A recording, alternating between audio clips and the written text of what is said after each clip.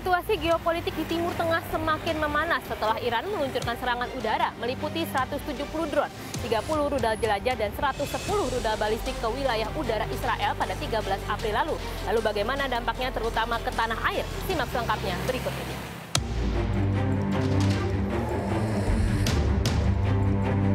Sejauh ini, Israel telah meminta pelaksanaan rapat darurat DKPBB yang berlangsung pada 15 April 2024. Rapat berlangsung cukup panas, di mana Israel menuntut Dewan Keamanan PBB untuk menerapkan sanksi yang melumpuhkan dan menetapkan Korps Garda Revolusi Iran sebagai organisasi teror. Sementara Iran menyebut tindakannya sebagai aksi membela diri atas serangan Israel ke konsulat Iran di Damaskus 1 April lalu yang menewaskan 2 jenderal dan 5 penasihat militer Iran. Duta Besar Iran untuk PBB, Amir Said Irafani, dalam pidatonya menyebut aksi Iran sesuai pasal 51 Piagam PBB yang diakui oleh hukum internasional sebagai tindakan yang perlu dan proporsional, hanya menargetkan tujuan militer dan dilakukan dengan hati-hati untuk meminimalkan potensi eskalasi dan mencegah kerugian sipil. Ketegangan geopolitik antara Iran dan Israel memberikan sentimen negatif bagi perekonomian dunia. Pada pembukaan perdagangan 16 April 2024, IHSG anjlok ke level 7.102,26 atau melemah 2,50%. Rupiah juga semakin terdepresiasi. Pada 17 April, rupiah sempat menyentuh 16.244 per dolar Amerika Serikat yang mencapai level paling rendah dalam 4 tahun terakhir sejak awal pandemi COVID-19.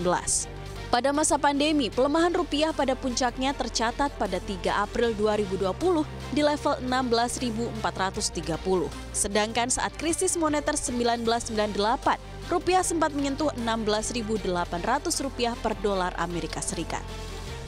Ketegangan geopolitik ini juga diprediksi mengerek harga minyak mentah dunia yang dapat menyebabkan beban subsidi energi dalam APBN dan mempengaruhi inflasi dalam negeri.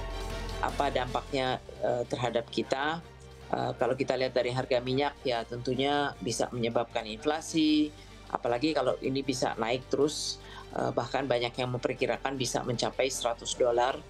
Itu berarti pertama inflasi, kedua dengan harga minyak naik, itu berarti subsidi yang harus dikeluarkan oleh pemerintah dari APBN itu bisa juga akan terpengaruh. Jadi pengeluaran pemerintah akan berpengaruh. Merespon dinamika terkini di Timur Tengah, Presiden Joko Widodo mengadakan rapat terbatas bersama sejumlah Menteri Kabinet Indonesia Maju pada hari pertama masuk kerja pasca libur Lebaran. Poin-poin apa saja yang menjadi pembahasan dan bagaimana langkah strategis pemerintah pada kondisi ini? Berikut informasinya. Menko Perekonomian Erlangga Hartarto mengatakan, pemerintah melihat terjadi lonjakan harga minyak akibat serangan Israel ke kedutaan Iran di Damaskus serta retalisasi yang dilakukan Iran. Meski demikian, di tengah ketidakpastian ekonomi global dibandingkan negara lain, Indonesia masih dalam kondisi yang relatif aman. Nah, nilai tukar dan indeks harga saham itu juga mengalami pelemahan secara global. Namun Indonesia dibandingkan peer countries relatif masih dalam situasi aman. Dan tentu kita perlu melakukan beberapa kebijakan antara lain kebauran fiskal dan moneter, menjaga stabilitas nilai tukar, menjaga APBN, dan memonitor kenaikan logistik dan kenaikan harga minyak. Sementara Menteri Luar Negeri Retno Marsudi menyebut ia telah berkomunikasi dengan Menteri Luar Negeri Iran, Saudi Arabia, Yordania, Mesir, UAE, Uni Eropa, dan Wakil Menlu Amerika Serikat. Pesan yang disampaikan Indonesia jelas dan tegas bahwa eskalasi tak membawa manfaat. Dua hal yang kita sampaikan di dalam semua komunikasi.